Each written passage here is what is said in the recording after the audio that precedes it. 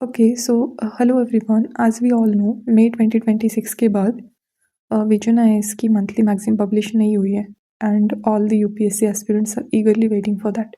लेकिन अब टेंशन लेने की कोई ज़रूरत नहीं है क्योंकि विजन आईएएस की जो मंथली मैगजीन होती है उसमें जो डेली करंट अफेयर्स होते हैं उसी का कंपाइलेशन होता है। तो हम लोग सिर्फ मैगज़ीन कब आएगी इसका वेट करते रहने से बेटर है कि हम लोग डेली करंट अफेयर्स को फॉलो करें। इसलिए मैंने आज का वीडियो बनाया है डेली करंट अफेयर्स पे। विजन आईएएस की करंट अफेयर्स है, बस मंथ एंड में ये सारे कंपाइल होके उसका मंथली मैगज़ीन बनता है। तो जब तक मंथली मैगज़ीन नहीं आती तब तक आप लोग इस पे रिलाय कर सकते हो। एंड वन थिंग, ये जो भी मटेरियल हम यूज़ कर रहे हैं they just for educational purpose and जो भी ओरिजिनल राइट्स है all belongs to vision IAS. So start करते हैं। मैं पूरे वीडियो में सारे करंट अफेयर्स आपको वर्ड बाय वर्ड एक्सप्लेन करने वाली हूँ। तो जो भी टॉपिक्स होंगे आई प्रॉमिस कि किसी भी टॉपिक में आपको कोई प्रॉब्लम नहीं आएगी, आपके सारे डाउट्स क्लियर हो जाएंगे। Okay, let's start our first article. पहला आर्टिकल है India social security coverage reaches 101 crore citizen as per ILO। देखते हैं इसमें क्या बताया गया है। The Union Minister of Labour and Employment announced that the India's social protection system now cover over 68% of the population, 19% in 2015, recognized by International Labour Organization ILO। तो इसमें क्या बोला गया है कि जो हमारे union minister of labour and employment है उन्होंने अनाउंस करा है कि इंडिया का जो सोशल प्रोटेक्शन सिस्टम है अब वो इंडिया की टोटल पॉपुलेशन के 68% लोगों को कवर करता है, जो कि 2015 में सिर्फ 19% लोगों को कवर करता था। वो 19 से 68 तक मतलब बहुत ज़्यादा एक्सपांड हो चुका है। 68% मतलब रफली 101 करोड़ पॉपुलेशन को कवर करता है और इसको रिकॉग्नाइज़ किया है इंटरनेशनल लेबर ऑर्गेनाइजेशन। अब यहाँ ILO इसके बारे में थोड़ा सा जानते हैं। ये नोट्स मैंने ऐड करे हैं, इसकी PDF भी मैं आपको दे दूँगी। So ILO it is a specialised agency of United Nations tripartite organisation.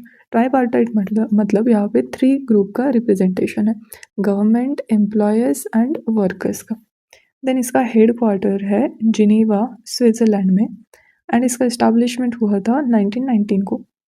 Then it mainly works on issues related to labor standards, workers' rights, decent work, employment, and social protection. Then significance of higher social security coverage. अब government ने social security coverage तो दिया है, but इसका significance क्या है ये जानने से पहले हम लोग ये देखते हैं कि सोशल सिक्योरिटी मतलब आखिर क्या है।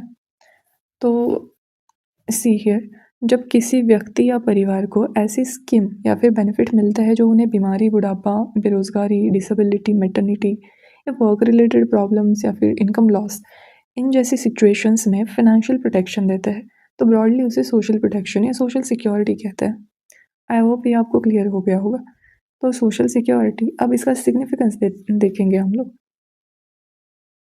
क्यों सिग्निफिकेंट है। फर्स्ट यहाँ पे हमें दिया है कि constitutional goal of welfare state.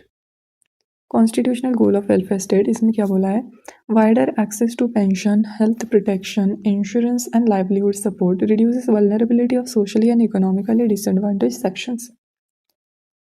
और ये इस सोशल सिक्योरिटी कवरेज से हमारा जो वेलफेयर स्टेट का गोल है कॉन्स्टिट्यूशन का वो फुलफिल होता है एट मतलब थोड़ी से लेवल पे।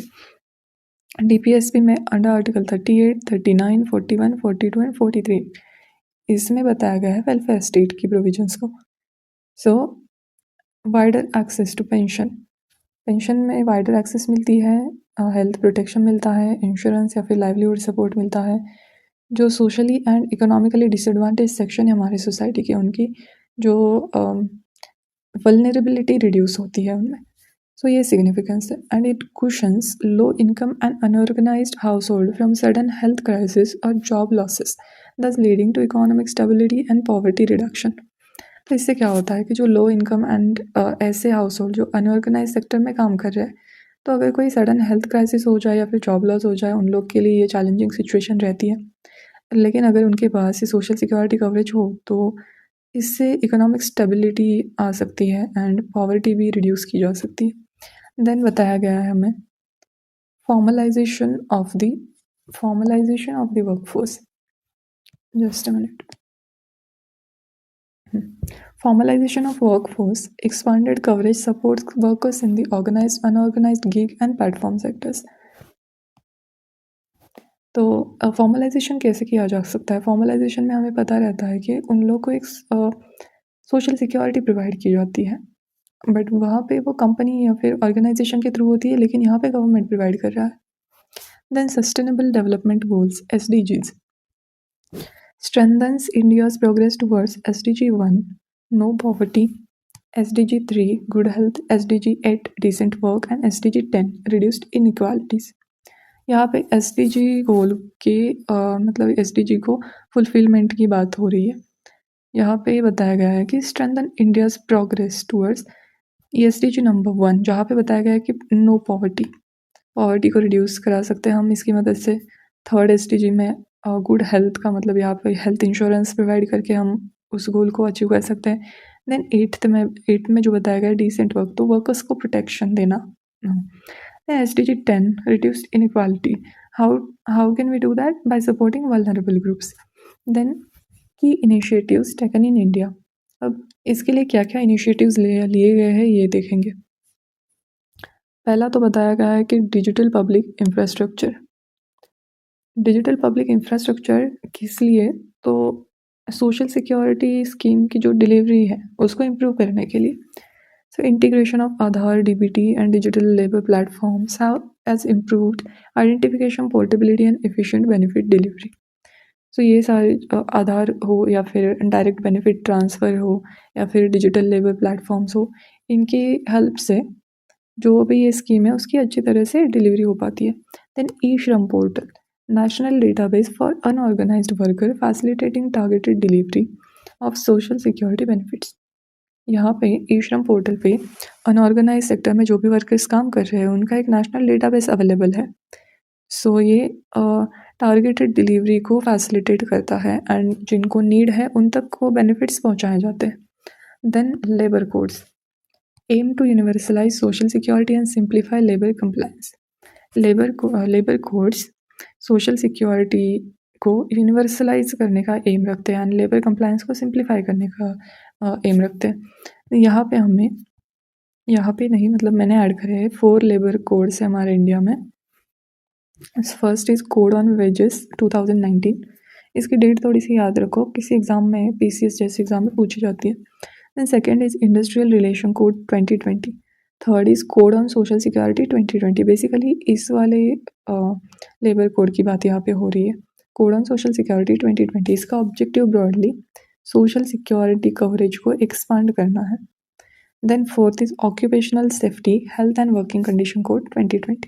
ये 4 लेबर कोड्स हैं, ध्यान में रखो। Then PM Jan Arogya Yojana, PM जय health insurance coverage for vulnerable families. ये PM जय जो है ना वो आयुष्मान भारत का एक मेजर कंपोनेंट है। यहाँ पे जो वल्नरेबल फैमिलीज होती हैं उनको एक हेल्थ इंश्योरेंस प्रोवाइड किया जाता है। Then Atal pension Yojana APY, guaranteed pension for workers in the unorganise sector. Atal pension Yojana के तहत जो अनऑर्गेनाइज सेक्टर के वर्कर्स हैं उनको गारंटेड पेंशन दी जाती है। देन प्रधानमंत्री श्रम योगी मानधन PMSYM, इसमें voluntary contributory pension scheme for unorganised worker. Voluntary and contributory का मीनिंग क्या है यहाँ पे कि इट इज़ नॉट कंपल्सरी, अगर आपको ज्वाइन करना है तो आप कर सकते हैं। एंड कॉन्ट्रीब्यूटरी मतलब बेनिफिशियरी को यहाँ पे कंट्रीब्यूट करना पड़ता है। फॉर एग्ज़ाम्पल अभी मैं किसी अनऑर्गेनाइज सेक्टर में काम कर रही हूँ और मेरी एज हो गई है और फिर मैंने काम वाम बंद कर दिया है, अब मुझे पेंशन लेनी है, तो मैं इसमें पे करूँगी, मतलब मेरा कंट्रीब्यूशन दूँगी, कुछ गवर्नमेंट की ओर से आएगा और मुझे PM श्रम योगी मानधन की अंडर पेंशन मिल जाएगी। तो ये आर्टिकल हमारा कवर हो चुका है। देन नेक्स्ट आर्टिकल देखेंगे। Union cabinet approves Pradhanmantri Surya Sarovar Yojana to develop floating solar capacity. Floating solar okay, पहले देखते हैं कि यूनियन कैबिनेट ने प्रधानमंत्री सूर्य सरोवर योजना इसको अप्रूव करा है। इसलिए तो फ्लोटिंग सोलर कैपेसिटी डेवलप करने के लिए। अब फ्लोटिंग सोलर कैपेसिटी मतलब क्या होता है? तो installation of solar panel on the surface of water bodies in form of floating structure. जो भी हमारी वाटर बॉडीज रहती है लाइक ओशंस वगैरह, उनमें सोलर पैनल को इंस्टॉल किया जाता है in the form of floating structure. Then article में क्या दिया गया है देखते हैं। की फीचर्स ऑफ द स्कीम। यहाँ पे कौन सी मिनिस्ट्री है? तो ministry of new and renewable energy, MNRE। Total outlay इसका देखें तो 5070 करोड़ इसके लिए टोटल आउटले मतलब फाइनेंशियल इतना एक्सपेंडिचर होगा इस स्कीम पे। Then implementation timeline, financial year 2026-27 to financial year 2030-31। Disbursement extend to financial year 2032-33। मतलब 26-27 से 30-31 तक का इसका इम्प्लीमेंटेशन टाइम है, लेकिन डिसबर्समेंट जो है वो 32-33 तक एक्सटेंड हो सकती है। अब डिसबर्समेंट मतलब क्या? तो actual release of government approved funds, government ने जो भी फंड्स अप्रूव करे हैं उसका एक्चुअल रिलीज, उसको डिसबर्समेंट कहते हैं। Then other government initiatives other government schemes to promote solar energy. क्या है अदर स्कीम्स? मतलब PM सूर्य सरोवर से पहले क्या थी स्कीम्स, ये देखेंगे। तो फर्स्ट इज PM सूर्यघर। यहाँ पे it provide rooftop solar system to 1 crore household with up to 300 unit of free electricity per month. 1 crore household जो भी इस क्राइटेरिया में फिट आते हैं तो उनको solar roof top solar system इसके लिए प्रोवाइड की जाएगी, जिसमें एक मंथ वो 300 यूनिट तक की फ्री इलेक्ट्रिसिटी यूज़ कर सकते हैं। Then national solar mission NSM, ये थोड़ा सा PM सूर्यघर टाइप ही है, लेकिन इसका ब्रॉड ऑब्जेक्टिव है promote large scale solar energy deployment to achieve renewable energy and low carbon goals. यहाँ पे भी सोलर एनर्जी को प्रमोट करने की बात की है। Then this one is important, PLI scheme for solar PV। वे PLI मतलब production linked incentive scheme for solar photovoltaic. Photovoltaic का मतलब होता है कि PV सेल्स जो सनलाइट को डायरेक्टली इलेक्ट्रिसिटी में कन्वर्ट करती है। देन यहाँ पे build GW scale domestic solar PV manufacturing and reduce import dependence. So इसका पर्पज़ क्या बताया गया है हमें कि इंडिया में सोलर PV मैन्युफैक्चरिंग को बढ़ाना है, इम्पोर्ट्स पर हमारा जो डिपेंडेंस है उसको कम करना है। देन आती है PM कुसुम स्कीम। इसका फुल फॉर्म है प्रधानमंत्री किसान ऊर्जा सुरक्षा एवं उत्थान महाभियान। इसका फुल फॉर्म थोड़ा सा याद रखो। It promotes solar powered agriculture through solar plants pumps and solarisation of agricultural pumps. इसको एग्रीकल्चर में सोलर का यूज़ करने की बात की गई है। एंड सोलर पावर एग्रीकल्चर मतलब क्या? तो use of solar power instead of using conventional electricity या फिर डीजल। हम जो पहले से जो डीजल या फिर कन्वेंशनल एनर्जी यूज़ करते थे उसकी जगह पे सोलर का यूज़ करना है। Then solar parks and ultra mega solar power projects की, इसमें this scheme is basically for big projects. It facilitate large scale solar power deployment through shared infrastructure. Shared infrastructure का मतलब होता है कि जैसे कि roads, transmission infrastructure, common facilities, जो बड़े बड़े प्रोजेक्ट्स होते हैं इनको ये कॉमन फैसिलिटीज़ प्रोवाइड की जाती है। Then this one is more important, one sun one world and one grid, OSOWOG scheme. इसका पर्पज़ है अलग अलग कंट्रीज या फिर रीजन की जो रिन्यूएबल एनर्जी ग्रिड्स है उनको इंटरकनेक्ट करना। Interconnect global renewable energy grids for clean energy sharing and energy security. तो अगर एक रीजन में सनलाइट अवेलेबल है एंड दूसरे रीजन में उसका डिमांड ज़्यादा है तो इंटरकनेक्टेड ग्रिड्स के थ्रू क्लीन एनर्जी को शेयर किया जा सकता है, इसलिए ये स्कीम लाई है। देन हम लोग देखेंगे ये वाली स्कीम के टारगेट्स में हमें पहले तो ये न्यू कैपेसिटी, अब न्यू कैपेसिटी दी गई है 5000 megawatt of floating solar PV FSPV project presently 700 MW। हमारी प्रेजेंट कैपेसिटी है 700 मेगावाट एंड हम लोग इस प्रोजेक्ट के थ्रू 5000 मेगावाट इतनी एनर्जी प्रोडक्शन इसको अचीव करना चाह रहे हैं। देन एनर्जी स्टोरेज में 10,000 megawatt hour of co-located energy storage ensuring a minimum 2 hour storage duration। यहाँ पे एनर्जी स्टोरेज में at least 10,000 megawatt hour of co-located energy storage होना चाहिए and minimum 2 hour storage duration होना चाहिए। यहाँ पे एक difference megawatt and megawatt hour में एक डिफरेंस बताया गया है। जो मेगावाट है वो पावर से रिलेटेड है एंड मेगावाट आवर है वो एनर्जी रिलेटेड है। ठीक है, जो मेगावाट पावर को आप ऐसे समझ सकते हो कि megawatt power is like speed of the water flowing out of the tap. किसी टैप से जो पानी आ रहा है उसका जो स्पीड है उसको आप मेगावाट पावर बोल सकते हो। और जो मेगावाट एनर्जी का मतलब है कि टोटल अमाउंट ऑफ वाटर, उस टैप से कितना total amount of water collect हुआ है बकेट में आफ्टर एन आवर, तो उसको मेगावाट आवर बोला जाता है। तो वो एनर्जी के लिए होता है। पावर मतलब यहाँ पे स्पीड बोला गया है एंड मेगावाट आवर का मतलब है कि टोटल अमाउंट किसी पर्टिकुलर टाइम पीरियड में। देन फाइनेंशियल असिस्टेंस में just central financial assistance CFA ₹1 crore पर megawatt for eligible project after successful commissioning. Central financial assistant 1 crore पर मेगावाट 1 करोड़ रुपीज़ दिए जाएंगे फॉर एलिजिबल प्रोजेक्ट। मतलब उसका कमीशनिंग करने के बाद 1 करोड़ रुपये अलॉट किए दिए जाएंगे।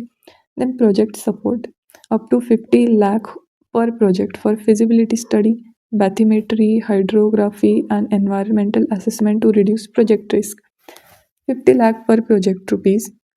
ये प्रोजेक्ट के पहले जो कुछ चीज़ें हैं जैसे कि बैथीमेट्री, वाटर डेप्थ मेजर करना, हाइड्रोग्राफी, वाटर के फीचर्स को मैप करना एंड एनवायरनमेंट के असेसमेंट के लिए, इन सब के एनालिसिस के लिए 50 लाख रुपीज़ दे दिए जाएंगे। इससे प्रोजेक्ट रिस्क रिड्यूस होगा।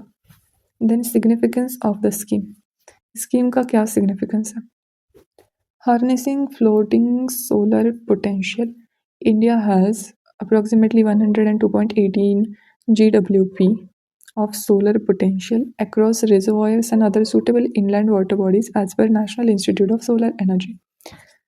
तो GWP का मतलब यहाँ पे है use to measure the maximum theoretical power output of PV सोलर, मतलब मैक्सिमम कितनी एनर्जी प्रोड्यूस हो सकती है, इसका है वो गीगावाट पावर। तो यहाँ पे बताया गया है कि इंडिया की जो 102.18 ऑफ सोलर पोटेंशियल जो है across reservoir and other inland water bodies, तो वो इंडिया की जो सोलर पोटेंशियल है across reservoir and other suitable inland bodies. Then है कि एनवायरमेंटल बेनिफिट, इस स्कीम के सिग्निफिकेंस बताया गया है हमें। Expected to cut CO2 emission by nearly 10 million ton annually while supporting India's 500 gigawatt non-fossil fuel target by 2030 and net zero goal by 2070। CO2 emission यहाँ पे कट करने की बात की जा रही है by nearly 10 million ton, मतलब annually 10 million ton CO2 कम करने की बात की जा रही है। एज वेल एज इंडिया का जो 500 gigawatt non fossil fuel target है उसको 2030 तक अचीव करने की बात की जा रही है एंड 2070 तक नेट ज़ीरो गोल अचीव किया जा सकता है। Then land and water conservation utilises existing reservoirs, canals and industrial ponds avoiding competition for scarce land. जो रिजर्वॉयर, कैनल या फिर इंडस्ट्रियल पॉन्ड है उनका यूज़ करेंगे सोलर पैनल इंस्टॉल करने के लिए। तो जो लैंड के लिए कंपटीशन होती है तो वो कम हो जाएगी इससे। Further shading reduces water evaporation by up to 60%। जो शेडिंग क्रिएट होगी एक सोलर पैनल जो वाटर में हम इंस्टॉल करेंगे उससे, तो उससे उस बॉडी का 60% तक इवापोरेशन कम हो जाएगा। Higher efficiency, water cooling increases energy generation, lower dust accumulation, reduces cleaning cost and power loss. यहाँ पे क्या होता है कि water underneath act as a natural coolant for solar panel. जो पानी होता है वो सोलर पैनल के लिए कूलेंट की तरह काम करता है और जितनी जल्दी वो कूल होगा उतनी ज़्यादा एनर्जी वो प्रोड्यूस करेगा एंड डस्ट एक्युमुलेशन भी कम होता है compare to land and cleaning cost and power loss ये भी रिड्यूस होता है। देन अदर में बताया गया है कि ग्रिड रिलायबिलिटी। ग्रिड रिलायबिलिटी मतलब uninterrupted energy supply to consumers. कोई भी मतलब उसमें ब्लॉकेट्स नहीं आते हैं, कंटिन्यूअस एनर्जी सप्लाई रहता है। Then employment generation 16,000 to 17,000 full time jobs, boost to domestic manufacturing, floating platform, photovoltaic cells, energy storage system. So grid reliability हो गया, एम्प्लॉयमेंट जनरेट होगा, 16,000 से लेके 17,000 फुल टाइम जॉब्स क्रिएट होंगे, डोमेस्टिक मैन्युफैक्चर को boost मिलेगा। ये हो गया है अब प्रधानमंत्री सूर्य सरोवर योजना। 2 आर्टिकल्स हमने अब तक कवर करे हैं। अब नेक्स्ट आर्टिकल है कैबिनेट अप्रूव्स समुद्र मंथन स्कीम। अब समुद्र मंथन स्कीम को देखने वाले हम लोग। The union cabinet has approved Samudra Manthan, the national offshore exploration scheme for implementation up to financial year 30। Offshore का मतलब है सी एंड ऑनशोर का मतलब होता है लैंड पे, ठीक है। सो यूनियन कैबिनेट ने समुद्र मंथन स्कीम को अप्रूव करा है और इसका इम्प्लीमेंटेशन होगा फाइनेंशियल 31 तक। की हाइलाइट्स ऑफ दिस स्कीम। किस टाइप का स्कीम है ये? सेंट्रल सेक्टर स्कीम है। 2 टाइप के स्कीम होते हैं, central sector and central sponsored. Central sector है मतलब कंप्लीटली फंडेड है, funded as well as implemented by centre, and central sponsor में सेंटर और स्टेट दोनों की पार्टनरशिप रहती है। देन मिनिस्ट्री बताए गए हैं, ministry of petroleum and natural gas. Then financial outlay, यहाँ पे इस प्रोजेक्ट के लिए 84,084 करोड़ रुपीस एलोकेट होने वाले हैं for ultra deep water and frontier basin drilling infrastructure. तो यहाँ पे 2 वर्ड्स हैं, अल्ट्रा डीप वाटर मतलब डीप से भी ज़्यादा डीप, एंड फ्रंटियर बेसिन इसका मतलब होता है कि ऐसे सेडिमेंटरी बेसिन्स होते हैं जहाँ पे हाइड्रोकार्बन पोटेंशियल हो सकता है, बट हमने उस जगह को अभी तक एक्सप्लोर नहीं करा है। सो इसके लिए 84,000 करोड़ एलोकेट किए जा रहे हैं। Then energy security target 600 metric ton of oil equivalent MMTOE in hydrocarbon reserves. So 600 metric ton MMTOE in hydrocarbon reserve, इसका मतलब क्या है कि different type of energy resources like oil and natural gases इनको एक कॉमन एनर्जी इक्विवेलेंट यूनिट में express करना, इसलिए MMTOE मतलब MMTOE ये यूनिट है एक टाइप का, जहाँ पे ऑयल एंड नेचुरल गैस इनको एक कॉमन एनर्जी इक्विवेलेंट के रूप में एक्सप्रेस किया जाता है। Then infrastructure, it establishes oil and gas manufacturing and service zone for indigenous production. यहाँ पे oil and gas manufacturing and service zone domestic production के लिए इसको इस्टेब्लिश करने की बात हो रही है। Seismic survey focuses on 3D seismic data acquisition to mitigate exploration risk. तो इससे क्या होगा कि जियोपॉलिटिकल अंडरस्टैंडिंग बढ़ेगी और जो एक्सप्लोरेशन के रिस्क है वो कम हो जाएगी अगर सिस्मिक डेटा मतलब 3D मॉडल बनाया जाए तो वो ज़्यादा यूज़फुल रहेगा। Then India's offshore energy potential, India का ऑफ शोर एनर्जी पोटेंशियल क्या है वो देखेंगे। Oil and gas offshore basin hold up to 31% of India's crude and natural gas.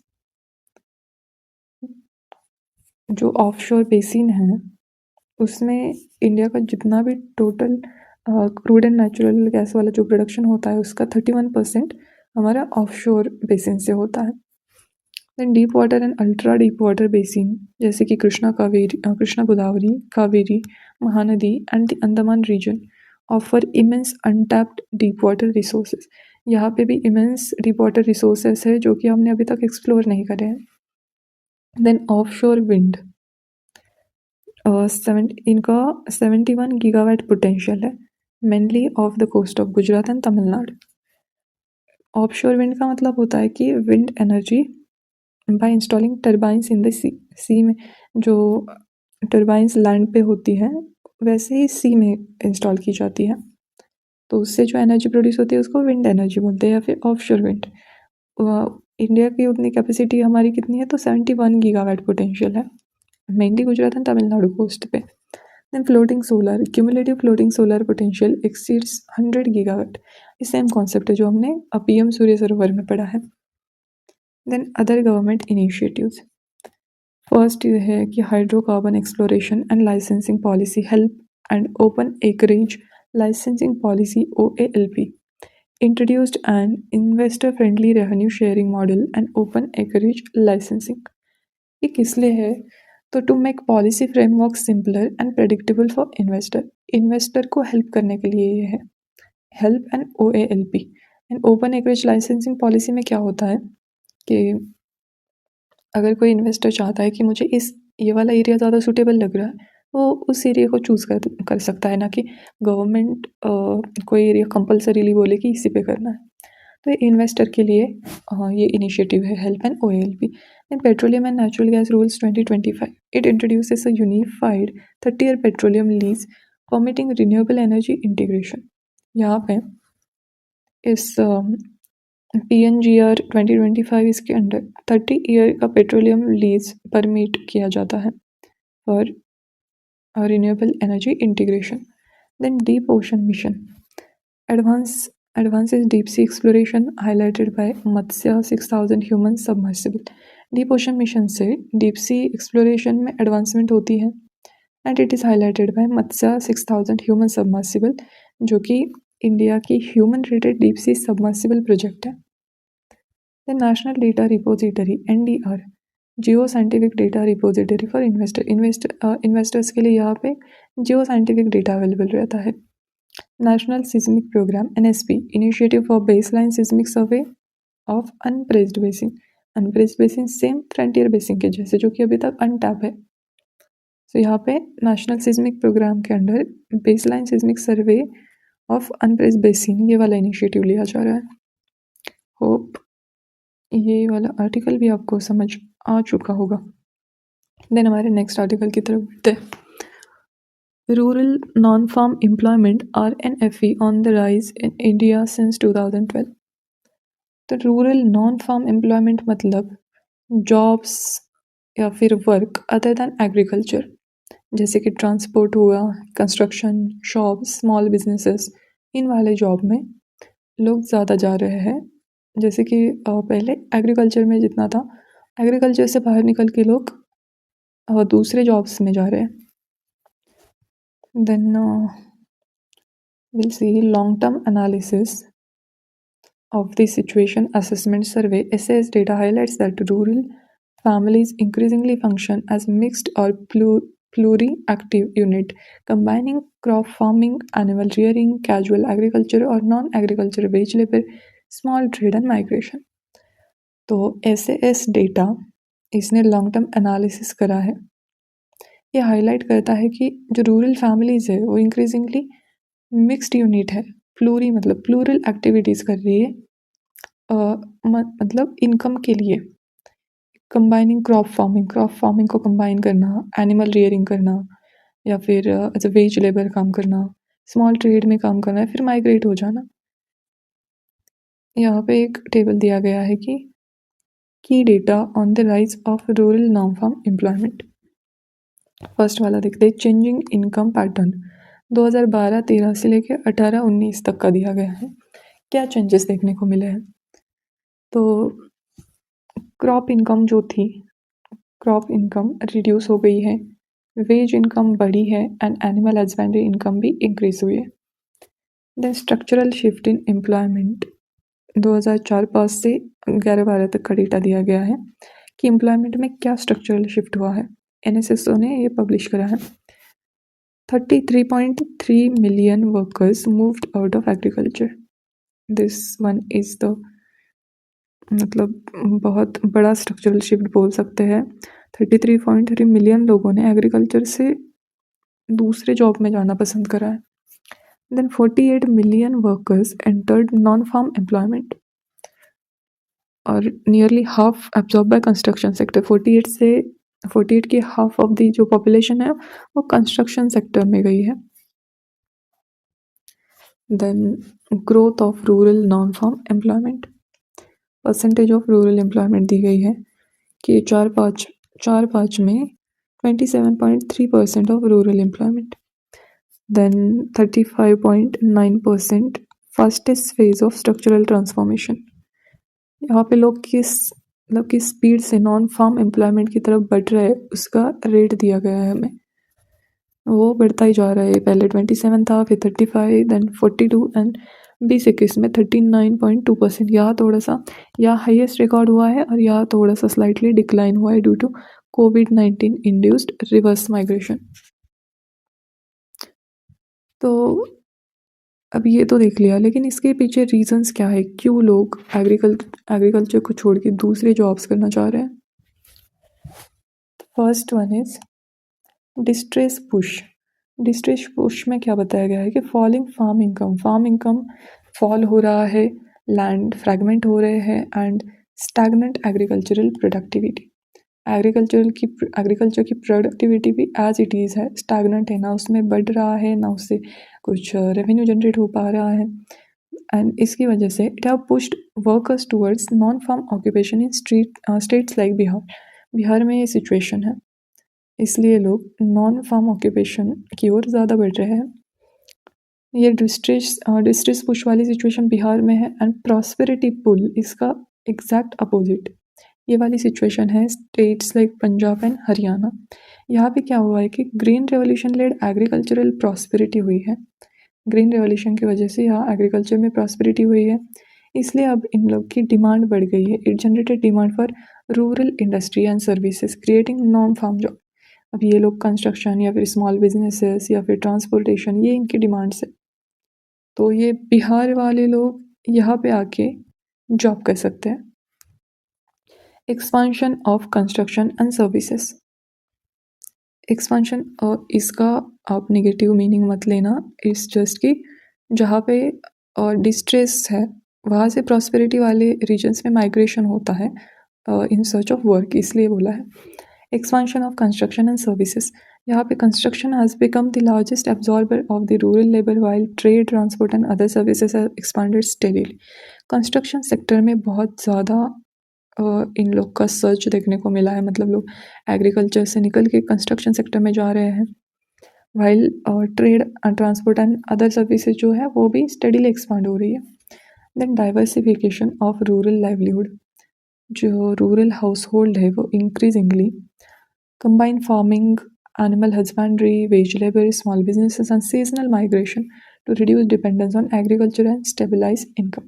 अपनी इनकम को स्टेबलाइज करने के लिए जो रूरल हाउस होल्ड है वो इंक्रीजिंगली कंबाइन फार्मिंग कर रहे हैं, एनिमल हस्बेंड्री कर रहे हैं, वेज लेबर छोटे छोटे बिजनेस स्टार्ट कर रहे हैं या फिर सीजनल माइग्रेशन कर रहे हैं। देन गवर्नमेंट के क्या इनिशिएटिव है जिसकी वजह से एग्रीकल्चर से दूसरे जॉब्स लोग कर सकते हैं।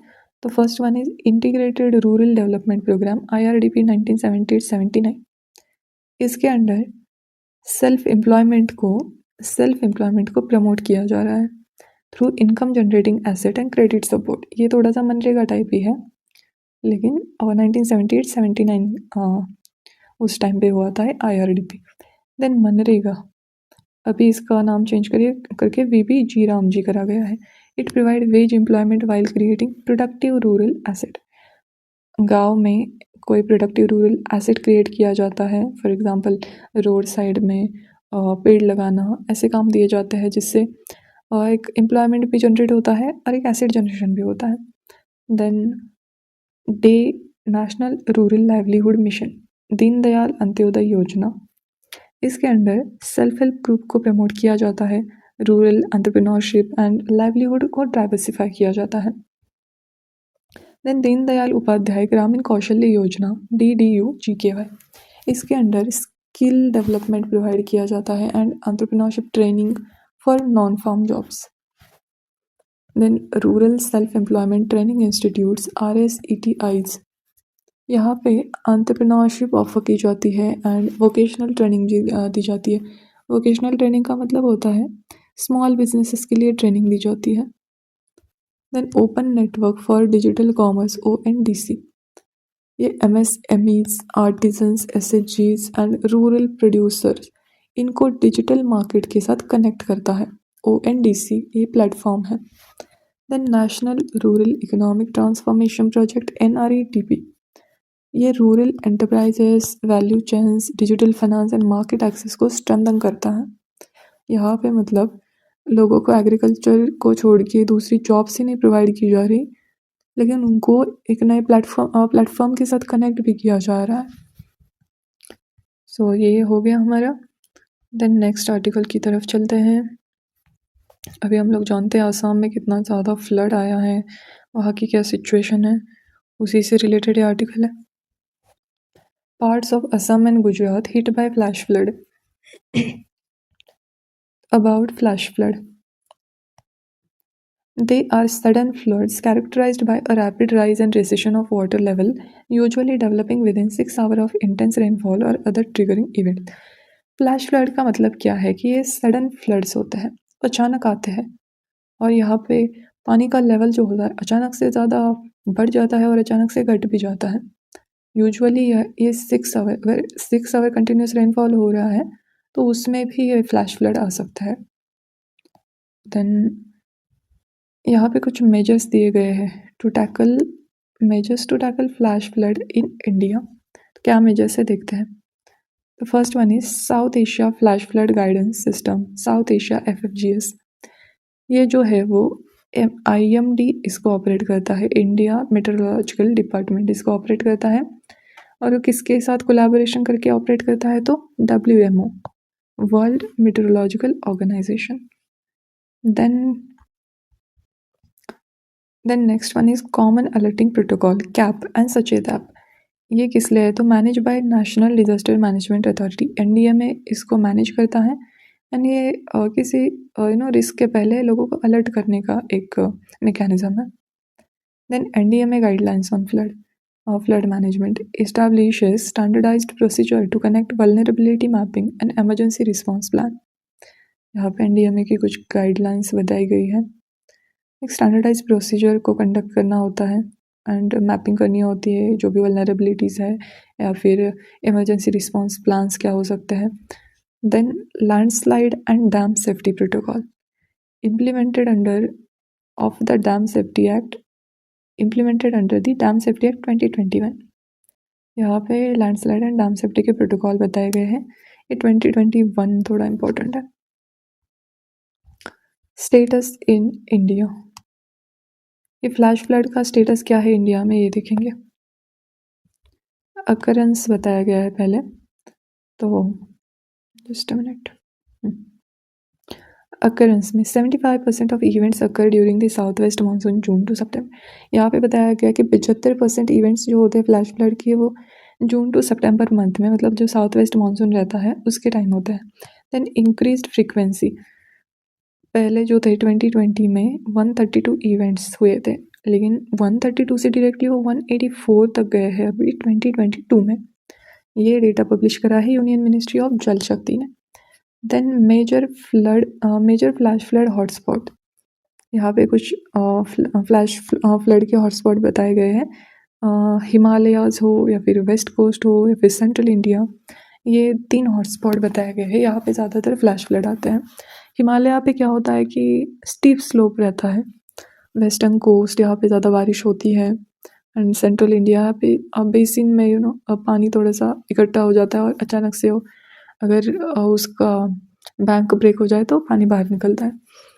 तो among river basin the Brahmaputra record the highest number of events followed by the Ganga and Krishna basin. Brahmaputra ने सबसे ज़्यादा नंबर ऑफ इवेंट्स को रिकॉर्ड करा है, सबसे ज़्यादा Brahmaputra, then Ganga and Krishna basin, यहाँ पे सबसे ज़्यादा फ्लैश फ्लड आते हैं। Then major drivers of flash flood, तो आखिर क्यों आते हैं flash flood,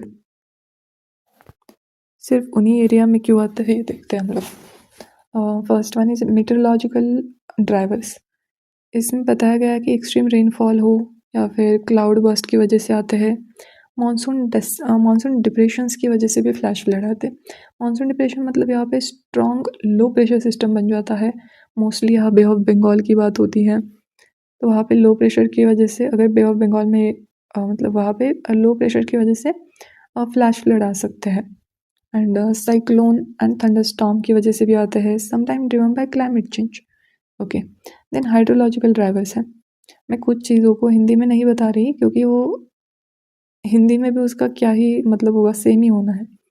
then hydrological drivers, यहाँ पे फर्स्ट बताया गया है कि सैचुरेटेड सॉइल मतलब सॉइल में ऑलरेडी जो वाटर सॉइल ने पकड़ा हुआ है तो वो और ज़्यादा वाटर एब्जॉर्ब नहीं कर पाती, तो इससे इनफिल्ट्रेशन रिड्यूस होता है, रन ऑफ ज़्यादा होता है पानी का एंड फ्लड रिस्क बढ़ जाता है। देन प्रोलॉन्ग्ड रेनफॉल, ज़्यादा रेनफॉल होना, then high basin flashiness and impervious urban surfaces reduce infiltration and accelerate run of.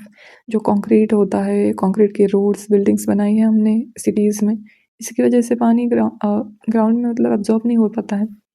Then geomorphological drivers है कुछ, जैसे कि स्टीप स्लोप, अगर स्टीप स्लोप है तो अचानक ऊपर से पानी बहुत ज़्यादा प्रेशर के साथ फास्ट स्पीड के साथ आता है। देन हाई रिलीफ, सेम यहाँ पे होता है। Dense drainage network and basin shape accelerate run of, अगर बहुत ज़्यादा डेंस नेटवर्क हुआ ड्रेनेज का तो एक जगह बहुत तेज़ी से पानी इकट्ठा हो जाता है। As well as basin shape में भी एक जगह पानी इकट्ठा होता है और अचानक वो उस जगह से निकल के कहीं फ्लड ला सकता है। देन क्रायोस्फेरिक ड्राइवर्स बताए गए हैं कुछ। Glacier lake outburst flood, GLOFS, glacier melt and landslide dam failure trigger sudden flood in Himalayan river basin. Glacier lake outburst मतलब कभी कभी ग्लेशियर की भी कुछ वाटर होल्डिंग कैपेसिटी है ना, वो ब्रेक हो जाने के बाद अचानक पानी ऊपर से ज़ोर से आ जाता है। देन ग्लेशियर मेल्ट हो जाते हैं तब फ्लैश फ्लड आ सकते हैं। लैंडस्लाइड या फिर डैम फेलियर हो जाता है। देन एंथ्रोपोजेनिक ड्राइवर्स है कुछ, जैसे कि फ्लड प्लेन इंक्रोचमेंट। अब हम देख रहे हैं कि लोग फ्लड प्लेन को भी नहीं छोड़ रहे, वहाँ पे भी इंक्रोच कर करके घर बना रहे हैं। अर्बनाइजेशन के नाम पे सारे मतलब फ्लड प्लेन में घुसे जा रहे हैं लोग, कुछ एरिया नहीं छोड़ा है शहरों में। Poor drainage system, poor drainage होता है, पानी बाहर निकलना बहुत मुश्किल हो जाता है। अगर 5 मिनट भी बारिश हो तो शहरों में देख सकते हैं पूरा घुटने तक पानी आ जाता है। देन डिफॉरेस्टेशन, जो डिफॉरेस्टेशन की वजह से भी पानी फ्लैश फ्लड आते हैं। Reservoir releases and embankment breaches, reservoir से अचानक पानी छोड़ दिया जाए तो as well as embankment breach हो जाए, अगर कोई मतलब थोड़ा अब बांध टूट जाना बोल सकते हैं इसको, इससे फ्लड रिस्क एम्पलीफाई होता है। इसके लिए कुछ वे फॉरवर्ड बताए गए हैं। First is strengthen early warning system, automatic weather station, AWS, Doppler radars, satellite monitoring and real time forecasting. तो वार्निंग सिस्टम को स्ट्रेंथन करना चाहिए, Doppler radar as well as satellite monitoring and real time forecasting करनी चाहिए। Then prepare scientific hazard maps and identify vulnerable sub basin, scientific hazard map को prepare करना चाहिए and vulnerable sub basin जो है उनको आइडेंटिफाई करके जो भी कुछ प्रिकॉशंस लेने हैं वो लेने चाहिए। Then promote nature based solution such as wetland forest and mangrove restoration. अब इनमें क्या होता है कि वाटर होल्डिंग कैपेसिटी या फिर वाटर एब्जॉर्बिंग कैपेसिटी इनमें ज़्यादा होती है, तो हमें नेचर को कंजर्वेशन करना चाहिए। Then enforce floodplain zoning and climate sensitive land use planning. Then develop climate resilient infrastructure and improve reservoir management. Infrastructure भी हमारा क्लाइमेट रिजिलियंट होना चाहिए एंड रिजर्वायर मैनेजमेंट को इम्प्रूव करना चाहिए। ये हो गया flood plain related article. Then अब ऑल्सो इन न्यूज़ इसमें छोटे छोटे आर्टिकल्स दिए गए हैं। First one is government e marketplace, GEM।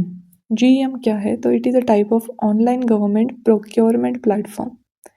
जैसे हम अमेज़ॉन या फिर फ्लिपकार्ट से सामान खरीदते हैं ना, वैसे ही गवर्नमेंट डिपार्टमेंट्स अपनी ज़रूरत के गुड्स एंड सर्विसेज जेम के ज़रिए प्रोक्योर करते हैं, मतलब जेम के ज़रिए बाय करते हैं। ये ऑर्डिनरी कंज्यूमर मार्केट प्लेस नहीं है, ये सिर्फ गवर्नमेंट के लिए है। GEM launched the 10-day celebration leading up to its 10th foundation day. इसके 10th फाउंडेशन डे से 10 दिन पहले से सेलिब्रेशन किए जा रहे हैं। अबाउट GEM ओवरव्यू दिया गया है। 100% government own section 8 company under the ministry of commerce and industry. ये गवर्नमेंट ई मार्केट प्लेस जो है ये 100% गवर्नमेंट ओन है, जो कि सेक्शन 8 कंपनी के अंडर, सेक्शन 8 जो कि खुद कंपनी एक्ट 2013 के अंडर आता है एंड उसके अंडर ये GEM आता है and ministry of commerce and industry इसको हैंडल करती है। इसके फंक्शंस क्या है? तो facilitates paperless, cashless and contactless platform for end to end procurement of goods and services by central और state ministry, PSUs and cooperative. किसी पेपर की ज़रूरत नहीं है, कैश की ज़रूरत नहीं है, कॉन्टैक्ट की भी ज़रूरत नहीं है, एंड टू एंड प्रोक्योरमेंट होता है गुड्स एंड सर्विसेज का। इससे ट्रांसपेरेंसी भी मेंटेन रहती है।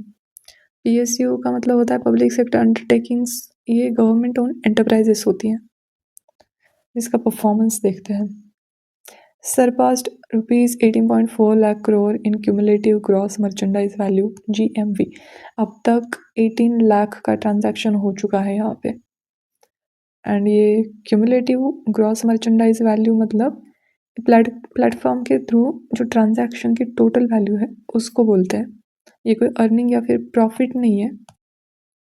Then initiatives, platforms like women या women led MSME, Swayatt, startup और youth, and Saras collection, rural SHGs।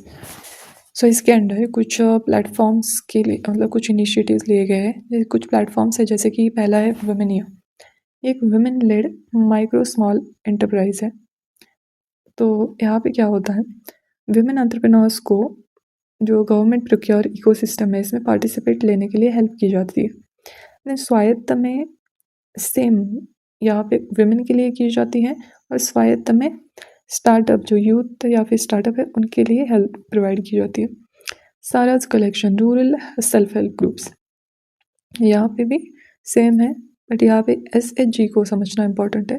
देखो एक आर्टिकल भले ही छोटा हो लेकिन उसमें बहुत सारी कॉन्सेप्ट रहती है, एंड UPSC के लिए आपको कॉन्सेप्ट क्लियर होना बहुत ज़्यादा इंपॉर्टेंट है। सेल्फ हेल्प ग्रुप का मतलब होता है एक ऐसा स्मॉल कलेक्टिव ग्रुप होता है लोगों का जो savings, livelihood and income generating activities के लिए मिलकर काम करते हैं। देन रिसेंट रिफॉर्म्स क्या लिए गए हैं? रिसेंट रिफॉर्म्स में union budget 26-27 proposed linking GEM with trade receivable discounting system. यहाँ पे ट्रेड्स थोड़ा सा कॉम्प्लिकेटेड है, आपको ऐसे मतलब इतने शॉर्ट टाइम में समझाना थोड़ा मुश्किल है, लेकिन एक एग्जांपल के थ्रू समझ सकते हैं। यहाँ पे GEM को ट्रेड के साथ लिंक करने की बात हो रही है। तो यहाँ पे एक MSME ने फॉर एग्जांपल एक MSME ने गवर्नमेंट डिपार्टमेंट को सामान सप्लाई किया है। तो अब गवर्नमेंट से पेमेंट मिलने में उसको कुछ समय लगेगा, लेकिन MSME को आज ही वर्किंग कैपिटल चाहिए। तो वो एलिजिबल रिसीवेबल और फिर इनवॉइस उसको ट्रेड प्लेटफॉर्म पर डिस्काउंट कराकर जल्दी से फंड प्राप्त कर सकता है। तो एक चेक की तरह हो सकता है ये कि पैसे मिलने से पहले कुछ प्रोविजंस की जा सकती है। ये वाला आर्टिकल जो है ना, प्रोटीन लैंग्वेज मॉडल, ये लास्ट में करेंगे। Then next is Himalayan Chandra telescope. Himalayan Chandra telescope has successfully completed 25 years of operation. 25 सालों से ये हिमालयन चंद्रा टेलीस्कोप काम कर रहा है, वो भी सक्सेसफुली। अब इसको 25 साल पूरे हो चुके हैं। इसकी थोड़ी सी इंफो दी गई है, वो देखेंगे। Location, Indian astronomical observatory IAO, Hanle, Ladakh at 4500 metre on mount Saraswati. ये IAO हानले, लद्दाख में हानले करके जगह है, वहाँ पे सिचुएटेड है। एंड ये माउंट सरस्वती पे 4500 के हाइट पे 4500 मीटर की हाइट पे सिचुएटेड है। देन नेम सेक, इसका नेम किसके नाम पे दिया गया है कि चंद्रा टेलीस्कोप, तो named after Nobel laureate Subrahmanyan Chandrasekhar. Subrahmanyan Chandrasekhar कौन थे? तो उनको 1983 में फिजिक्स में नोबेल प्राइज़ मिला था, एंड इनका मेजर कंट्रीब्यूशन था understanding the structure and evolution of stars. तो इनका साइंस में बहुत ज़्यादा बड़ा कंट्रीब्यूशन है, इसलिए इनके नाम से इस टेलीस्कोप को नाम दिया गया है। The remote operations operated in real time from the Indian Institute of Astrophysics IAA, Hosakot, Bangalore via a dedicated satellite link। ज़रूरी नहीं है कि इस टेलीस्कोप को लद्दाख में फिजिकली ले जाके वहीं से ऑपरेट करना है। ये बैंगलोर में जो रिमोट एरिया से भी इसको ऑपरेट किया जा सकता है, बट इसके लिए कुछ फेवरेबल क्लाइमेट चाहिए होता है। कोल्ड डेजर्ट साइट चाहिए with minimal light pollution and 250+ clear night sky annually. Minimal light pollution मतलब हमारी जो सिटीज़ होती है वहाँ पे लाइट बहुत ज़्यादा होती है रात में भी, तो वो सूटेबल नहीं रहता है। तो लद्दाख जैसा प्लेस और इसके लिए सूटेबल है। यहाँ पे 250 से भी ज़्यादा क्लियर नाइट स्काई रहता है। देन स्पेक्ट्रम, ये क्या ऑब्जर्व करता है? तो observe in the optical and near infrared wavelength. Optical मतलब विजिबल लाइट रीजन्स होता है, जो विजिबल होता है उससे रिलेटेड है ऑप्टिकल। एंड नियर इंफ्रारेड का मतलब है कि इंफ्रारेड स्पेक्ट्रम का पार्ट है जो कि विजिबल लाइट से लॉन्गर वेवलेंथ वाला रीजन होता है। तो इसको ऑब्जर्व करने के लिए टेलीस्कोप का यूज़ किया जाता है। Then Vizhinjam port. The Vizhinjam International Transshipment Seaport has been notified as a custom port.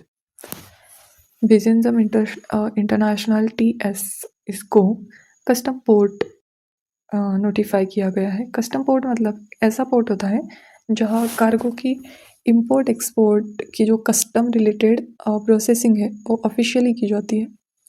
मतलब पोर्ट पर जो भी इंपोर्ट एक्सपोर्ट हो रहे हैं कार्गो, उसकी कस्टम रिलेटेड जो भी प्रोसेसिंग है वो ऑफिशियली की जाती है, तो उसको कस्टम पोर्ट बोलते हैं। विजिंजम पोर्ट का लोकेशन एक बार आप चेक कर लो। तो यहाँ पे सिचुएटेड है, you can see this Vizhinjam port. कुछ अदर भी है, वो आप बाद में देख लेना, फिलहाल इसकी बात करते हैं।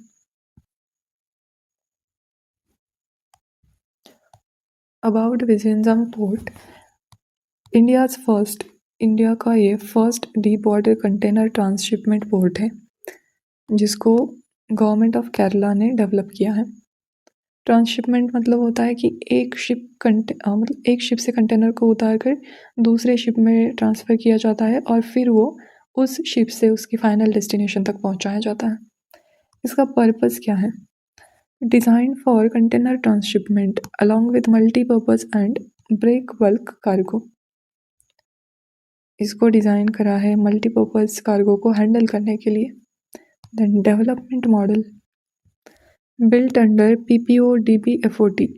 PPO मतलब public private partnership and DBFOT का मतलब है यहाँ पे design, build, finance, operate and transfer model between the government of Kerala and Adani Vizhinjam port private limited. Kerala government and Adani के बीच का मतलब दोनों का पब्लिक प्राइवेट पार्टनरशिप में ये प्रोजेक्ट बिल्ड करा है। देन स्ट्रैटेजिक लोकेशन है 10 nautical mile from major European Persian Gulf Far East shipping route. European Persian Gulf से इसका डिस्टेंस सिर्फ 10 नॉटिकल माइल्स का है। इससे क्या होता है कि लेस डाइवर्जन होता है, ट्रांसशिपमेंट फास्टर होती है एंड कुछ स्ट्रैटेजिक एडवांटेजेस भी होते हैं। Then deep draft natural 18 metre draft with no capital dredging required. Deep draft है मतलब, ड्राफ्ट का मतलब समझ लो, ड्राफ्ट मतलब वाटर लाइन से शिप का जो लोवेस्ट पॉइंट रहता है ना, उसकी जो नीचे की डेप्थ रहती है उसको ड्राफ्ट बोलते हैं। वाटर लाइन से शिप जितना अंदर है उसकी जितनी डेप्थ है अंदर उसको ड्राफ्ट बोलते हैं। तो यहाँ पे नेचुरल 18 मीटर का ड्राफ्ट मिलता है शिप के लिए with no capital dredging required. Dredging मतलब होता है कि समुद्र तल से जो सॉइल या फिर सेडिमेंट उनको हमें मैन्युअली हटाना होता है ताकि पानी को ज़्यादा डीप बनाया जा सके, लेकिन इस पोर्ट पे वो ऑलरेडी नेचुरली अवेलेबल है। Fine, then next is Favara. Favara क्या है? तो NPCI international payment limited, NPCI ये national payment corporation of India है and NPCI international payment limited NIPL and Maldives Monetary Authority MMA have announced the successful go live of the integration between the Maldives Instant Payment System Fawara and Unified Payment Interface UPI।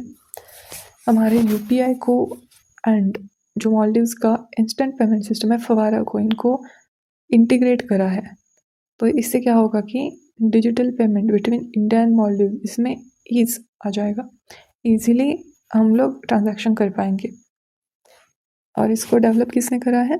तो हमारे NIPL and Maldives का MMA, इन लोगों ने इसको successfully मतलब कि generate करा है। Then currently UPI is accepted in 9 countries, this is most important. अभी 9 ऐसी कंट्री है जिन्होंने UPI को एक्सेप्ट करा है। Cambodia, Singapore, UAE, France, Mauritius, Nepal, Bhutan, Qatar and Sri Lanka. ये 9 कंट्रीज आपको कैसे भी करके याद रखनी है। Then about Favara UPI cross border payment real time transfer है। It enable instant fund transfer from Maldives to UPI enable bank accounts in India. जो भी UPI इनेबल बैंक अकाउंट है इंडिया के, मालदीव से उसमें या फिर उससे मालदीव वाले अकाउंट्स में इंस्टेंट फंड ट्रांसफ़र किए जा सकते हैं। सिक्योर है एज वेल एज एफिशिएंट है, fast, secure and seamless cross border transaction को प्रोवाइड करता है। फ्यूचर एक्सपेंशन क्या है? The first phase supports person to person P2P transfer followed by merchant QR code payment in next phase. अभी तक सिर्फ P2P transfer किए जा सकते हैं, मतलब पर्सन टू पर्सन। जो मर्चेंट्स है या फिर जो हम बोल सकते हैं कि जो भी सेलर्स होते हैं उनको नेक्स्ट फेज में QR कोड दिया जाएगा, तो उसके थ्रू वो पेमेंट ले सकते हैं। Then develop through collaboration between the Maldives monetary authority, the RBI and the NPCI international payment limited NIPL। मतलब इन तीनों के कोलैबोरेशन के इन तीनों ने कोलैबोरेशन करके इसको डेवलप करा है, MMA, RBI एंड NIPL ने। ठीक है, तो ये फवारा सिस्टम क्या है पता लग गया। ये मालदीव्स का एक इंस्टेंट पेमेंट सिस्टम है। देन PM किसान, one of the easiest article. The Union Cabinet gives nod to continuation of the Pradhan Mantri Kisan Samman Nidhi PM Kisan scheme from 2026-27 to 30-31। क्या है कि हमारी जो यूनियन कैबिनेट है उसने PM किसान स्कीम को कंटिन्यू करने का मतलब उसको नोट दिया है, कंटिन्यू करने को बोला है 26-27 से लेकर 30-31 तक। इसके बारे में देखते हैं। ये स्कीम जो है 2019 में लॉन्च हुआ था, किस लिए? तो to provide assured income support to land holding farmer family. जिन फार्मर फैमिली के पास लैंड है उनको एक अश्योर्ड इनकम सपोर्ट प्रोवाइड करने के लिए कोविड पीरियड में गवर्नमेंट ने ये स्कीम लॉन्च की थी। Then type, it is a central sector scheme, मतलब 100% funded by the government of India. Then financial assistance, इस स्कीम के अंडर क्या फाइनेंशियल असिस्टेंस मिलता है? तो 6,000 पर ईयर पर एलिजिबल फार्मर फैमिली, एक फैमिली में 6,000 पर ईयर मिलते हैं and paid in 3 equal installment through DBT। 2,000 के ऐसे 3 इंस्टॉलमेंट में ये मनी आते हैं, एक साल में 6,000 मिलते हैं एंड ये डायरेक्ट बेनिफिट ट्रांसफ़र होता है, मतलब गवर्नमेंट के बैंक अकाउंट से डायरेक्टली हमारे बैंक अकाउंट में। देन बेनिफिशियरीज देखेंगे इसके, कौन इसके लिए एलिजिबल है। तो all eligible land holding farmer families. यहाँ पे फार्मर फैमिलीज़ का मतलब क्या है कि ये स्कीम इंडिविजुअल फैमिली मेम्बर को अलग अलग 6,000 नहीं देती है। एक फार्मर फैमिली है तो उस फैमिली को कलेक्टिवली 6,000 रुपीज़ मिलते हैं। देन एक farmer family comprise husband, wife and minor children. एक फार्मर फैमिली में husband, wife and minor children होते हैं। Beneficiaries are identified by state government and union territory administration. भले ही ये सेंट्रल सेक्टर स्कीम है फिर भी state government as well as union territory beneficiaries को आइडेंटिफाई करते हैं। एक्सक्लूजन कैटेगरीज, कौन इसके अंडर एक्सक्लूडेड है? तो कुछ इंस्टीट्यूशनल लैंड होल्डर्स होते हैं, उनको ये बेनिफिट नहीं मिल सकता। गवर्नमेंट ऑफिशियल या फिर एम्प्लॉयज़। देन हायर पेंशनर्स, जो इनकम टैक्स पे कर रहे हैं वो लोग, एंड कुछ स्पेसिफाइड प्रोफेशनल्स हो सकते हैं, वो लोग PM किसान बेनिफिट के लिए एलिजिबल नहीं है। Then performance and key achievement देखते हैं। अभी तक 4.47 lakh crore rupees have been transferred directly into farmers bank account. मतलब हम कह सकते हैं कि अप्रॉक्सीमेटली 5 लाख करोड़ रुपीज़ इस स्कीम के अंडर फार्मर के बैंक अकाउंट में पहुंचाए गए हैं। और 1 out of every 4 beneficiaries is a women farmer. मतलब अगर 4 बेनिफिशियरीज़ है तो उनमें से एक बेनिफिशियरी विमेन है। 92% of beneficiaries reported that they utilize the assistance amount for agriculture activities and agriculture investment. 92% जो बेनिफिशियरीज़ है वो लोग कह रहे हैं कि हमने ये जो असिस्टेंस मिला है, जो अमाउंट मिला है, उसको एग्रीकल्चर एक्टिविटीज़ में यूज़ करा है। और जो 85% ऑफ बेनिफिशियरीज़ है उनका कहना है कि इस असिस्टेंस से, इस सपोर्ट से एग्रीकल्चर इनकम में इम्प्रूवमेंट आई है and reduction in dependence on informal credit. जो इनफॉर्मल क्रेडिट जैसे कि किसी जो मनी लेंडर्स होते हैं उनसे पैसे लाना, फिर वो ट्रैप में फंस जाते हैं फार्मर्स, तो उन पे जो डिपेंडेंस है ना वो कम हुआ है। Fine. Then next one is 3 pillar Basel structure. Basel structure, you can pronounce it like Basel, Basel. I will pronounce it Basel. RBI issued revised Basel Pillar 3 disclosure framework for commercial, small finance and payment bank. RBI ने जो Basel Pillar 3 है उसका एक revise framework issue करा है। किसके लिए? तो commercial, small finance and payment banks के लिए। जो पिलर 3 है ना वो बाज़ल 2, 3 एंड 4 इन्हीं का एक पार्ट है। Then Basel framework have been developed by Basel committee on banking supervision BCBS as international banking standard. Basel जो है वो इंटरनेशनल बैंकिंग स्टैंडर्ड है और इसको डेवलप करा है BCBS मतलब Basel committee on banking supervision ने। किस लिए? इसका पर्पस क्या है? तो to enhance capital adequacy, stress testing and market liquidity risk management. Brief ये बोल सकते हैं कि इसका बेसिक पर्पस है बैंक को फाइनेंशियली स्ट्रेंथन करना एंड बैंकिंग सिस्टम में जो रिस्क है उनको कम करना। 3 पिलर बाज़ल स्ट्रक्चर दिया गया है यहाँ पे। तीनों पिलर को देखेंगे। फर्स्ट पिलर में पिलर 1 कहता है मिनिमम कैपिटल रिक्वायरमेंट। बैंक के पास मिनिमम कितना कैपिटल होना चाहिए इससे डील करता है। Sets out regulatory capital rule for credit market and operational risk, for example CRAR, Tier 1 Tier 2 capital rules. So pillar 1 में बताया गया है कि बैंक के पास मिनिमम कितना कैपिटल होना चाहिए। ये CRAR and Tier 1 Tier 2 capital rules, इसको आपको इकोनॉमी के लेक्चर में अच्छे से पढ़ाया दिया जाएगा। ये थोड़ी सी कॉम्प्लेक्स टर्म्स है। तो CRAR का मतलब होता है कि capital to risk weighted asset ratio, मतलब आपका जितना कैपिटल है उसमें आपकी रिस्क कितनी है उसका रेशो निकाला जाता है। देन पिलर 2 में है सुपरविजनरी रिव्यू प्रोसेस। जो रेगुलेटर होता है वो बैंक के रिस्क को चेक करेगा यहाँ पे। It provide a framework for central bank और supervisors to evaluate internal risk assessment strategy and hold additional capital if needed। तो यहाँ पे सेंट्रल बैंक या फिर अदर कोई सुपरवाइजर्स होते हैं जो रेगुलेटर होते हैं, तो बैंक की इंटरनल रिस्क असेसमेंट स्ट्रैटेजी मतलब रिस्क को असेस करते हैं एंड अगर एक्स्ट्रा कैपिटल चाहिए तो वो बैंक को बताते हैं कि यू नीड टू मतलब keep some extra capital because आपका रिस्क ज़्यादा है। देन पिलर 3 है डिसिप्लिन, मार्केट डिसिप्लिन।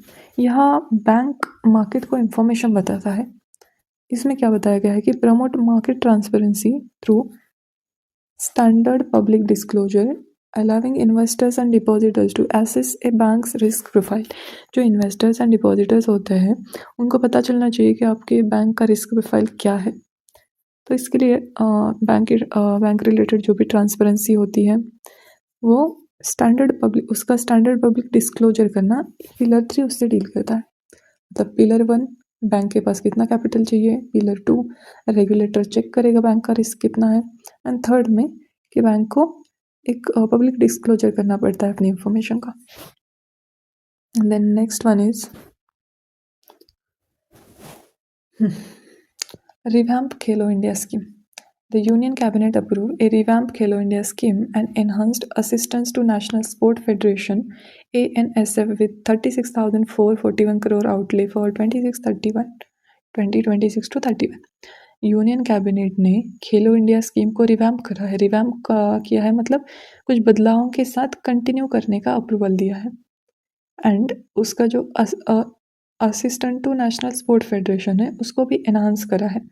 36,000 करोड़ का आउटलेट दिया गया है 26 से लेकर 31 साल तक के लिए।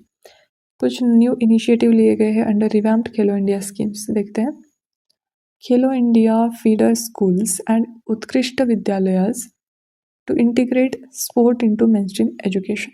KIFS एंड KIUV इनको ये इनिशिएटिव है कि बच्चों को एजुकेशन के साथ साथ स्पोर्ट को भी एजुकेशन के साथ इंटीग्रेट किया जा सके, इसके लिए इनिशिएटिव लिया गया है। Then next is emerging Khelo India athlete किया it expand the structured athlete development ecosystem tenfold. जो एथलीट डेवलपमेंट इकोसिस्टम है उसको 10 गुना ज़्यादा एक्सपांड कर दिया है scheme EKIA। The national coach accreditation board NCAB, it standardizes national coaching and ensure data driven governance। Same है, सारे स्पोर्ट को प्रमोट करने के लिए यार ये सारे इनिशिएटिव लिए गए। अबाउट खेलो इंडिया स्कीम कब लॉन्च हुआ था in 2018 by the ministry of youth affairs and sport. Objective क्या है? Align with national education policy 2020 and Khelo Bharat Niti 2025। ये इस्टेब्लिश करता है grass root to Khelo India to target Olympic podium scheme pathway to support India's 2036 Olympic aspiration. India के जो 2036 के Olympic aspiration है उनको फुलफिल करने के लिए ये स्कीम खेलो इंडिया स्कीम हेल्प करेगा। अचीवमेंट क्या है? तो अब तक 1000 खेलो इंडिया सेंटर ओपन हो चुके हैं। 300 से भी ज़्यादा इंफ्रास्ट्रक्चर प्रोजेक्ट्स इसके अंडर लिए गए हैं। 2700 से ज़्यादा एथलीट्स को इससे सपोर्ट मिला है and multiple national game nurturing supporting talent. मतलब इसमें मल्टीपल नेशनल गेम्स से टैलेंट को multiple national game nurturing sporting talent को यहाँ पे बढ़ावा मिला है। देन यहाँ पे प्लेस इन न्यूज़ कह सकते हैं इसको, स्यूटा एनक्लेव करके, सबको पता होगा है, फिर भी लेते हैं। At least 34 people died trying to cross from Morocco into Spain's Ceuta enclave। तो क्या हुआ था कि मोरक्को से कुछ लोग स्यूटा जाने की कोशिश कर रहे थे और उसमें 34 लोगों की डेथ हो गई। स्यूटा, यहाँ पे आप उसका लोकेशन देख सकते हैं। दिस इज स्यूटा, ये नॉर्थ अफ्रीका है, अफ्रीका का ये नॉर्थ पार्ट है। जोग्राफिकली ये पार्ट अफ्रीका में है, जोग्राफिकली ये पार्ट अफ्रीका में है, लेकिन ये पॉलिटिकली स्पेन का पार्ट है। स्पेन की एक सिटी है एक्चुअली। तो ये स्ट्रेट ऑफ जिब्राल्टर की पास आता है। देन अबाउट स्यूटा एनक्लेव, इसका लोकेशन है, इसका लोकेशन देखेंगे, ये स्पेनिश की ऑटोनॉमस सिटी है on Africa's north coast bordering Morocco near the strait of Gibraltar. Strait of Gibraltar के यहाँ पे मोरक्को से बॉर्डर शेयर करता है एंड ये अफ्रीका में है बट स्पेन की टेरिटरी है। इसका पॉलिटिकल स्टेटस क्या है? तो it is a part of Spain and EU European Union but claim by Morocco. EU Africa border along with Melilla forms the EU's only land border with Africa. अब आप सोच रहे होगे कि EU के साथ अफ्रीका कैसे बॉर्डर बनाएगा? तो Spain is a part of EU, इसलिए ये यूरोपियन यूनियन का भी ओनली लैंड बॉर्डर है अफ्रीका के साथ। ये सारे आर्टिकल्स हो चुके हैं, हमारा लास्ट आर्टिकल बचा हुआ है अभी, थोड़ा सा ज़्यादा इम्पोर्टेंट है इसलिए लास्ट में रखा है। प्रोटीन लैंग्वेज मॉडल के ऊपर बात की गई है। तो प्रोटीन लैंग्वेज मॉडल क्या होते हैं? Scientists have developed a new generative AI framework termed RAGAN built on the top of protein language model to miniaturize proteins। तो साइंटिस्ट ने रेगन नाम का एक जनरेटिव AI फ्रेमवर्क डेवलप करा है। तो ये फ्रेमवर्क PLM मतलब प्रोटीन लैंग्वेज मॉडल के ऊपर बेस्ड है और इसका पर्पज़ है कि जो प्रोटीन्स होते हैं उनको मिनिएचर करना यानी छोटे साइज़ का बनाना, जितना छोटा हो सके उतना छोटा छोटा बनाना, लेकिन उनकी जो इम्पोर्टेंट फंक्शनैलिटी है उसको प्रिजर्व करने की कोशिश करते हुए ये करना है। अबाउट प्रोटीन लैंग्वेज मॉडल, तो पहले देखेंगे क्या बताया गया है यहाँ पे। Alphabet of life. Proteins are like sentences written using a biological alphabet of 20 amino acids. Proteins, सबसे पहले ये समझो कि प्रोटीन्स क्या होते हैं। तो प्रोटीन्स आर लाइक एक छोटे छोटे बिल्डिंग ब्लॉक्स होते हैं जिन्हें ये बने होते हैं अमीनो एसिड्स से। तो प्रोटीन कई छोटे छोटे बिल्डिंग ब्लॉक से बने होते हैं जिन्हें अमीनो एसिड कहते हैं। एंड बायोलॉजी में प्रोटीन्स को बनाने के लिए कॉमनली 20 स्टैंडर्ड अमीनो एसिड का इस्तेमाल होता है। जो प्रोटीन्स होते हैं, प्रोटीन्स आर लाइक, यहाँ पे थोड़ा एक्सप्लेन करती हूँ मैं। तो प्रोटीन हमने देखा कि बिल्डिंग ब्लॉक्स होते हैं, बिल्डिंग ब्लॉक्स से बनते हैं जिन्हें अमीनो एसिड कहते हैं। 20 स्टैंडर्ड अमीनो एसिड्स का इस्तेमाल किया जाता है। तो प्रोटीन्स को हम ABCD के टर्म्स में समझेंगे। जैसे ABCD, ये जो अल्फ़ाबेट्स हैं, इनसे हम लोग लैंग्वेज बनाते हैं, हमारी लैंग्वेज इनसे बनती है। उसी टाइप से ये जो 20 अमीनो एसिड्स है ना, इसको भी हम अल्फ़ाबेट बोल सकते हैं, लेकिन इनको यहाँ पे क्या बोला है कि अल्फ़ाबेट ऑफ लाइफ बोला जाता है इनको। ये तो हमारे डेली लाइफ के अल्फ़ाबेट है जिससे लैंग्वेज बनती है, लेकिन ये 20 अमीनो एसिड है, ये अल्फ़ाबेट ऑफ लाइफ है। तो क्या होता है, proteins are like sentence written using a biological alphabet. अगर हम ऐसे अल्फ़ाबेट का सीक्वेंस चेंज करें या फिर उनको एक डिफरेंट पैटर्न में अरेंज करें, तो उनका स्ट्रक्चर, स्टेबिलिटी, फंक्शन सब कुछ इन्फ्लुएंस होता है। तो इंग्लिश में ABCD इन अल्फ़ाबेट्स को अगर अलग अलग ऑर्डर में लाइक CBD CAT ऐसे लिखा, तो इससे वर्ड सेंटेंस बनते हैं। तो प्रोटीन्स भी एक सीक्वेंस है। यहाँ हर लेटर किसी अमीनो एसिड को रिप्रेजेंट कर रहा है, लेकिन सिर्फ लेटर्स इम्पॉर्टेंट नहीं है। यहाँ पे जो ऑर्डर रहता है ना, वो बहुत इंपॉर्टेंट होता है।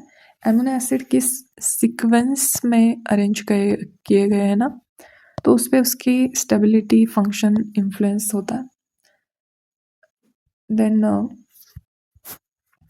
learning the grammar, like ChatGPT learns from books, protein language model learn the hidden rule of biology by analyzing million of protein sequences।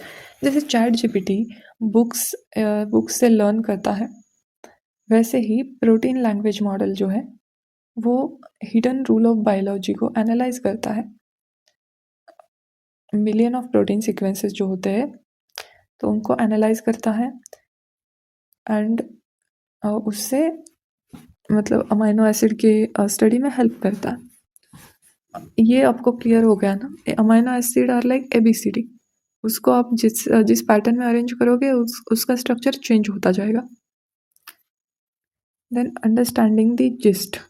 The AI convert amino acids into numerical representation to predict the protein's structure and function। तो यहाँ पे AI की help लेके amino acids को numerical representation में convert किया जाता है और उससे वो प्रेडिक्ट करता है AI कि प्रोटीन का स्ट्रक्चर एंड फंक्शन कैसा होगा। Then a tool for rewriting. The AI identifies essential and non-essential regions, enabling scientists to redesign or shrink proteins while preserving their function।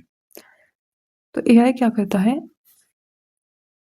Suppose एक प्रोटीन है ये, लेकिन इसका ये पार्ट इसेंशियल नहीं है, तो ये AI आइडेंटिफाई करेगा कि इसका सिर्फ इतना ही पार्ट इसेंशियल है, ये वाला इसको रिमूव कर देगा।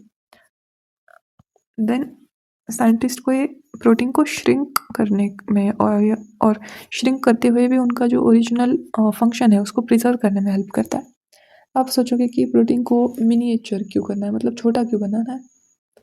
तो प्रोटीन हमारे बॉडी में बहुत सारे फंक्शन परफॉर्म करता है, लेकिन जो नेचुरली ऑकरिंग प्रोटीन होते हैं ना, वो कई बार कॉम्प्लेक्स होता है, मतलब उसमें कुछ प्रॉब्लम्स रहती है एंड थेराप्यूटिक एप्लीकेशन में वो एफिशिएंटली यूज़ करना चैलेंजिंग होता है। अगर साइंटिस्ट प्रोटीन का अननेसेसरी हिस्सा हटाकर उसको छोटा बना दे ऐसे, तो उसका इम्पोर्टेंट फंक्शन बचा रहता है और उसका एप्लीकेशन हो सकता है। इसलिए प्रोटीन मिनिएचराइजेशन इंटरेस्टिंग है। देन रेगन एआई फ्रेमवर्क, इसको हमें दोबारा से देखना है कि ये रेगन है, जो रेगन है ना, एआई फ्रेमवर्क है, ठीक है। तो ये प्रोटीन लैंग्वेज मॉडल का इस्तेमाल करता है एंड प्रोटीन सीक्वेंस को रीडिज़ाइन या फिर मिनिएचर करने में हेल्प करता है। तो इसका पूरा जिस्ट क्या है कि ये रेगन एआई फ्रेमवर्क PLM मॉडल पे वर्क करता है, इस पे बेस्ड है। और इसका यूज़ क्या है कि जो प्रोटीन्स होते हैं, अमीनो एसिड्स होते हैं, उनमें जो मतलब उनको उनका एक डीप स्टडी करना इसका पर्पज़ है। सो यानी यहाँ पे एग्जांपल दिए गए हैं प्रोट, GP2D, प्रोजेन। तो ये रेगन के एग्जांपल्स हैं। सो ये आज वाला आर्टिकल पूरा ख़त्म हो चुका है। एक बात बोलना चाहती हूँ कि मैंने ये बहुत ज़्यादा स्लो स्पीड से बोला है क्योंकि मेरी स्पीड इतनी है। आप लोग इसको 2x के स्पीड से भी देख सकते हैं या फिर अपने हिसाब से देख सकते हैं, तो आपका टाइम बच जाएगा। एंड हाँ, ये कहूँगी कि आप इसका मंथली मैगज़ीन का वेट करो, लेकिन तब तक अगर आप सिर्फ वेट ही करेंगे और करंट अफेयर्स को स्किप ही करेंगे, तो जैसे-जैसे टाइम बढ़ता जाएगा तो आप पे ज़्यादा बर्डन आता जाएगा। तो आई विल सजेस्ट कि डेली करंट अफेयर्स को फॉलो करो, क्योंकि ये डेली वाला ही लास्ट में मंथली में कन्वर्ट होने वाला है। मैंने मतलब एक स्टूडेंट ने पूछा था कि मंथली मैगज़ीन अब कंटिन्यू होगा या नहीं, तो मैंने उसको बोला था कि हम लोग उसका वेट तो करेंगे ही, लेकिन उसके साथ कुछ अच्छा सा अल्टरनेटिव ढूँढेंगे।